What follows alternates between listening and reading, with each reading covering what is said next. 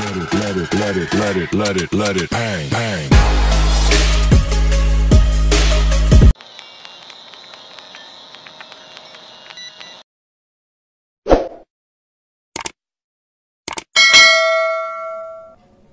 Assalamualaikum warahmatullahi wabarakatuh.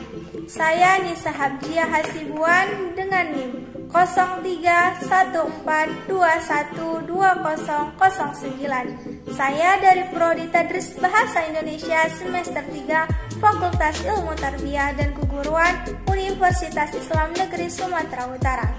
Baik, di sini saya akan membuat salah satu video pembelajaran mengenai sintaksis bahasa Indonesia, yaitu tentang perbedaan frasa dan klausa. Adapun tujuan pembuatan video ini untuk memenuhi salah satu tugas UTS dari Bapak Budiman SPDI MPD. Baik, sebelum kita membahas apa itu frasa dan klausa, maka kita harus tahu terlebih dahulu mengenai fungsi dalam kalimat. Ada berapakah fungsi di dalam sebuah kalimat? Ya, fungsi dalam kalimat itu ada 4.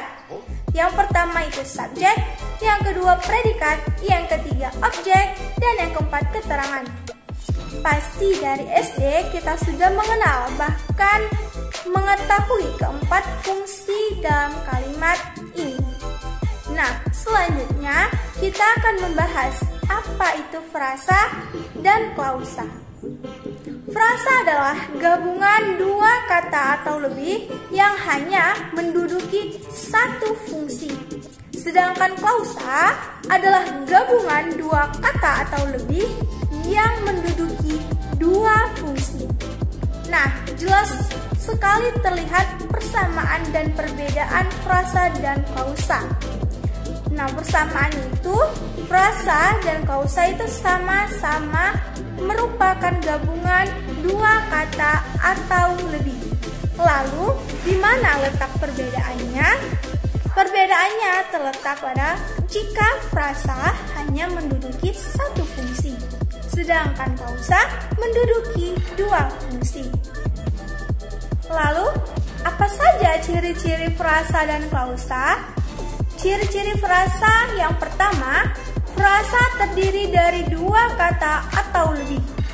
Yang kedua, frasa belum melampaui batas fungsi SPOK, subjek, predikat, objek, dan keterangan. Yang ketiga, frasa bersifat non-predikatif. Yang keempat, makna sesuai dengan konteks atau gramatikal. Gramatikal itu adalah makna yang mengalami perubahan sesuai dengan konteks. Misalnya, perubahan itu karena adanya proses imbuhan atau afiksasi seperti pada kata masak menjadi memasak atau masakan. Dan pengulangan atau reduplikasi seperti pada kata masak-masak. Kemudian ciri-ciri klausa. Yang pertama itu merupakan kelompok kata.